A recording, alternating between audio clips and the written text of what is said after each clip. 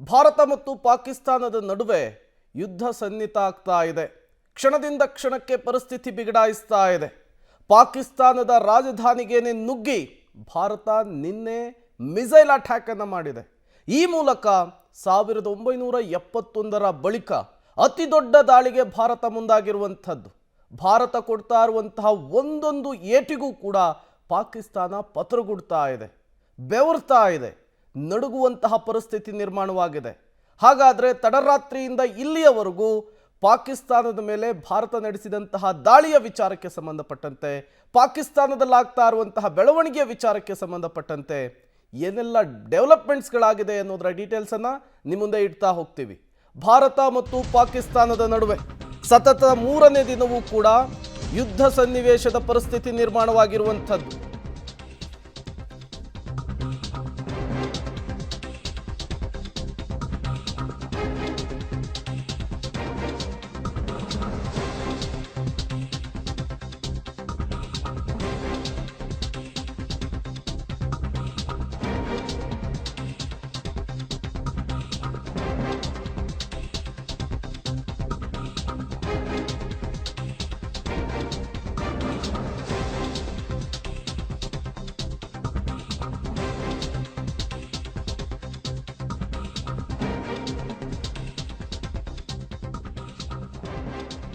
ಪಾಕಿಸ್ತಾನದ ಮೇಲೆ ಪಹಲ್ಗಾಮ್ನ ದಾಳಿಯ ಪ್ರತೀಕಾರ ಭಾರತದಿಂದ ಮುಂದುವರೆದಿರುವಂತಹದ್ದು.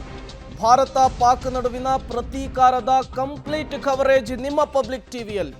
ಸತತ 3ನೇ ದಿನವೂ ಕೂಡ ಭಾರತದ ಪ್ರತೀಕಾರ ಮುಂದುವರೆದಿದೆ.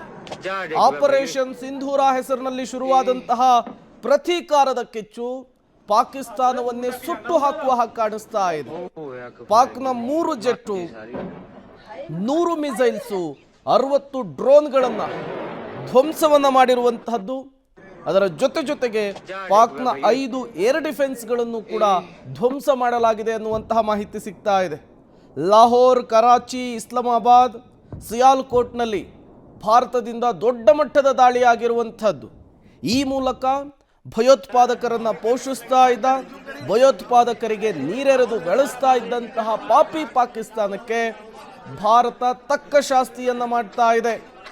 ಇಡೀ ದೇಶವೇ ಕೇಳ್ತಾ ಇತ್ತು, ಮಿಲಿಟರಿ ಆಕ್ಷನ್ ಹೇಗಿರುತ್ತೆ, ಪಾಕಿಸ್ತಾನದ ವಿರುದ್ಧ ಪ್ರತೀಕಾರ ಹೇಗಿರುತ್ತೆ ಅಂಥೇಳಿ. ಅದಕ್ಕೆ ಈಗ ಭಾರತ ಸರ್ಕಾರ ಉತ್ತರ ಕೊಟ್ಟಿದೆ.